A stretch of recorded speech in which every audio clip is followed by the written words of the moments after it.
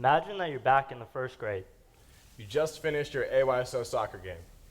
Sliding your shin guards off, you see all of the parents lined up at midfield with their hands up in the air, making a tunnel, cheering and waiting for you and your teammates to run through. You don't stop running until you find the team mom for some oranges, Oreos, and that mini Gatorade. The blue kind, of course. Of course. Life is good. Raise your hand if you would agree with me that the purpose of youth sports is to have fun and learn valuable lessons. Okay, so most of you agree. But what are these valuable lessons? One of them is undoubtedly losing. Of course, every parent wants to see their kid win. But in this age of participation trophies, youth sports imply that everyone is a winner. And I know it's a cliche, but you really do learn the most from losing. You learn what you need to work on as an athlete, and more importantly, it teaches resilience. And losing isn't always an entirely negative experience. I remember back in 5th grade, my AAU or club basketball team and I traveled to Portland, Oregon for a tournament. And I know it seems pretty ridiculous to be flying on planes for elementary school basketball games. That's what my dad said anyways. But I was absolutely thrilled to be playing with my best friends. They were really like a second family to me. And our team was pretty good. We had some astonishingly tall kids. This one kid was a towering 5'9". Now, to put this into perspective for everybody, in 5th grade, I was about 5'1", and I was still one of the tallest in my elementary school, so.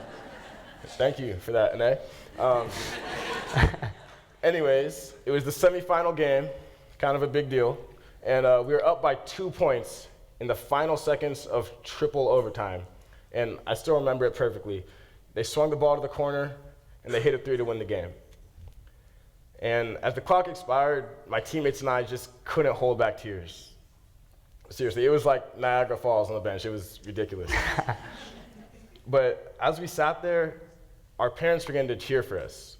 And they cheered loud like we had just won, even though we had lost in the most heartbreaking fashion possible. And silently, we went back to the hotel and moped around for a few hours until our coach suggested that we make a late night run to Denny's.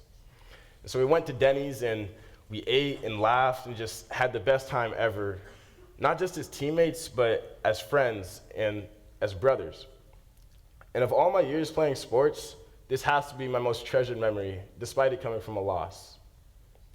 We learned that our parents are going to be there for us, especially when we don't win, and that we're all going to be there for each other. And perhaps most importantly, we learned that sports aren't just about winning and losing. They're about winning and learning. You see, this is when sports are best, when you win together, and you lose together, and you grow together. You see, losing can foster development, and participation trophies inhibit the development of determination and the desire to triumph after encountering failure, an inevitable experience in the big picture of life that can't and shouldn't be sugar-coated. And unfortunately, modern youth sports have mangled the life lessons that we're supposed to learn from them and turned them into a multi-billion-dollar industry.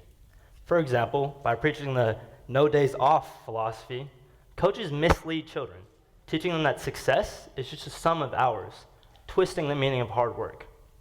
Now, don't get me wrong, having drive is extremely valuable, but many kids take this too far and overwork by specializing in one sport at a young age. This is not the way to go. It can actually be extremely detrimental to a young athlete. Parents especially, please turn your listening ears on. At a young age, you want to diversify, not specialize your activities for best results later on. This will both improve athleticism by building a broad foundation of athletic movements and decrease chances of injury later on. Now, some of the world's greats did specialize early, such as Tiger Woods, who, believe it or not, started playing golf at just 2 years old. Wow. But this is just one exceptional case of the other hundreds who played multiple sports. For example, NBA legend Steve Nash didn't even pick up basketball until he was 13 because he played soccer and other sports up to this age. On the court, Nash was known for his impeccable footwork and great vision, much of which can likely be attributed to his background playing soccer. Playing multiple sports and specializing later on is also beneficial to an athlete's overall health. According to Dr. Neeru Jayanthi of Loyola University, early specialization is the single best predictor of injury, with the rate of injury 70% higher for athletes engaged in one sport as opposed to multiple. Now, keeping in mind that specialization is detrimental to your overall health, let's examine one sport in particular, basketball. You see, the way basketball works at our age is that it runs year-round.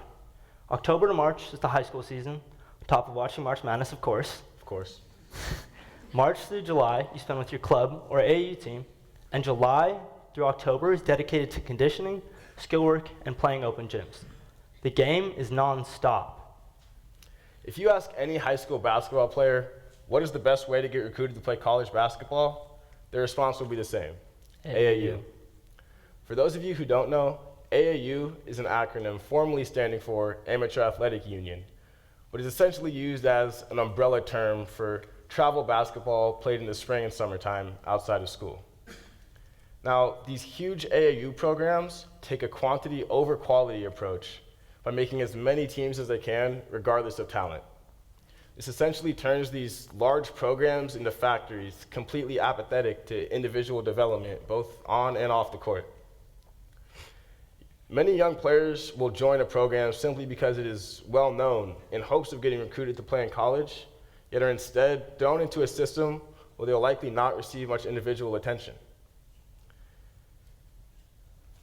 Now, because their business is winning games, this creates a cycle which benefits these athletes and the programs.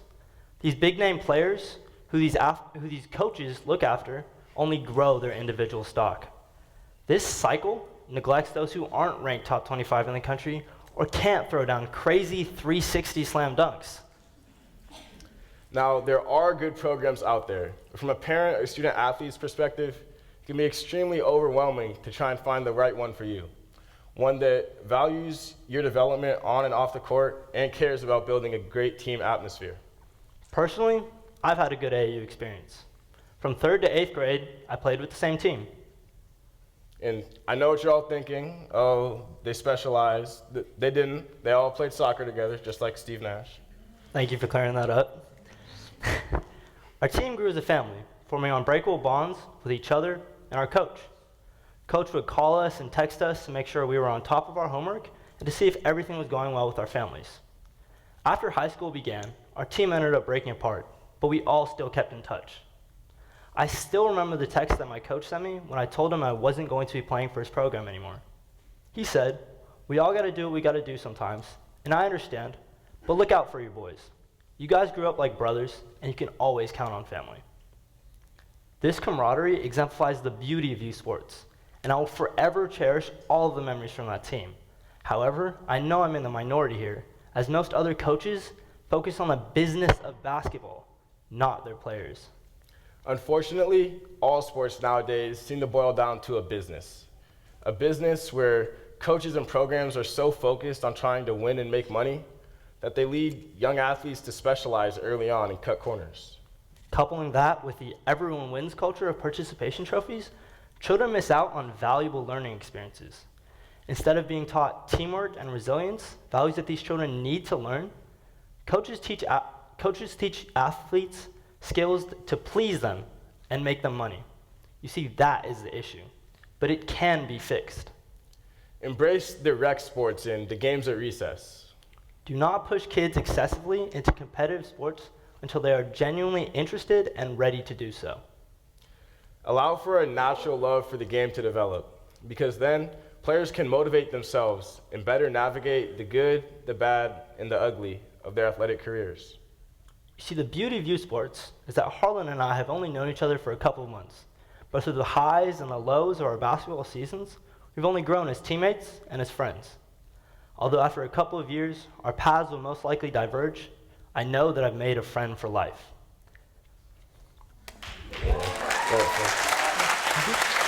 Thank you. Thank you.